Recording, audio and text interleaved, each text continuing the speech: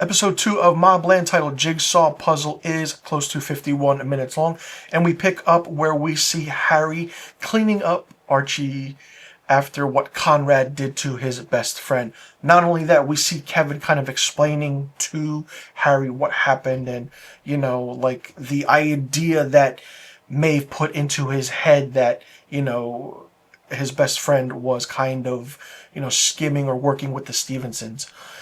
Harry does go home, but then he's picked up by the police, gets taken in for questioning, wants to know where Archie is. But then who really tipped off someone to all this aspect?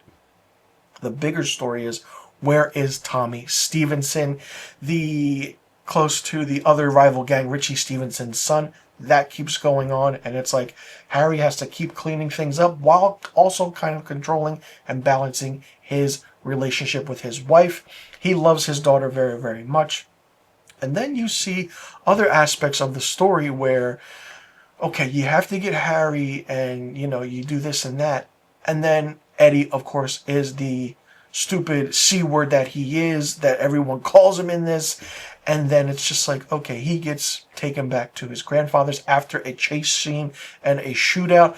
But it's all because that he caused it. He literally, all this is going on because Eddie is the one that caused everything. And Harry just wants to figure out what's going on. The Conrad character of Pierce Brosnan is okay, but I want more of it. Same thing with Helen Mirren as Maeve. She is the focus of this because she is telling Conrad what to do. Not only that, Harry does do his stuff. He has to fix everything because he is a fixer, but you can tell he doesn't like everything that he's doing.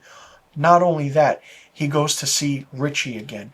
And Richie has leverage against him because Richie is kind of watching his daughter. And Harry's like, he goes into this kind of catatonic state and loses, and the focus is, and Richie's like, you can make this a happy or unhappy ending. And Harry's like, I think I see an unhappy ending, but for who? That's the case. We then see Harry go and talk with Conrad about Archie, and then it works up Conrad being like, why did I kill him? I should have just ripped out his tongue. It would have been much better. But then Harry knows who is actually pulling the strings with everything. Harry then meets up with the other two teens, or the boys, or the young guys who were with Tommy and Eddie, and they say to, kind of Harry, like, the club owner knew this and that. So then Harry and his crew, and he takes someone in with him, and he's got the brass knuckles going. He doesn't want any trouble or violence. He just wants to talk to the club owner, and all hell breaks loose. Harry just beats the shit out of him, and then in a turn of events, the club owner, we actually find out what happened to Tommy. And it's holy shit. Like, you didn't expect it. It's like, oh, and the last line dialogue of this episode was just so out of left field that it made me laugh my ass off. Not only that, we did have a focus on Bella, Kevin's wife, who has some kind of deal going on with the Frenchman and her father. We don't know what that is quite yet, but then you have Harry going to see Bella and talking her out of this. But then, of course, you kind of see Bella kind of making a move on Harry, so there's a lot of things happening, a lot of, dominoes falling at one time. And then Maeve goes in to see her grandson, Eddie, and, she's like, do you have any Coke still? He's like, no. He's like, oh, look, I found some. She takes it out of her, and she goes in, and kind of, Conrad's like, where have you been? And Maeve's like, I have to talk to the boys. Someone has to be the bigger man here. And it's like, whoa, she's, putting Conrad down. And it's like, whoa, they're going back and forth. They're fighting. And it's actually a really, really interesting way of how the show goes. Yes, it's slow moving. Yes, it's slow going.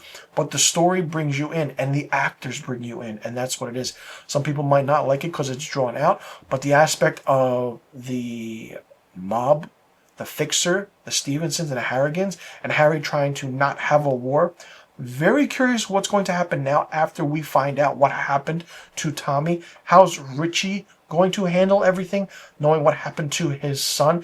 And it's just absolutely crazy. This is a 10-episode series, and it's just like, whoa, how, like, what can you do? A lot of things are happening. very moving slowly, but it's going to pick up, and I'm pretty sure.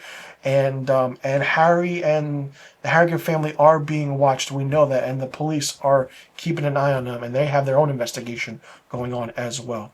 So let me know in the comment section what you thought about episode 2 of MobLand. Did you like it? Did you not like it? What did you think of it? What did you think about the aspect of the story? Do you like the way it's going? What do you think is going to happen now? Do you think there will be a war? Do you think Harry will also be an informant in a way, could be leading to that? Or how do you think this season will play out, and how do you think this story will play out? And also, who's your favorite character, and who's your least favorite character, and who do you think deserves more screen time? Let me know in the comment section about all the questions I just asked. I'm Mr. Filmstock. Thanks so much for tuning in. I'll see you all in the next review video, and be sure you tune in next week to my episode 3 review of MobLand.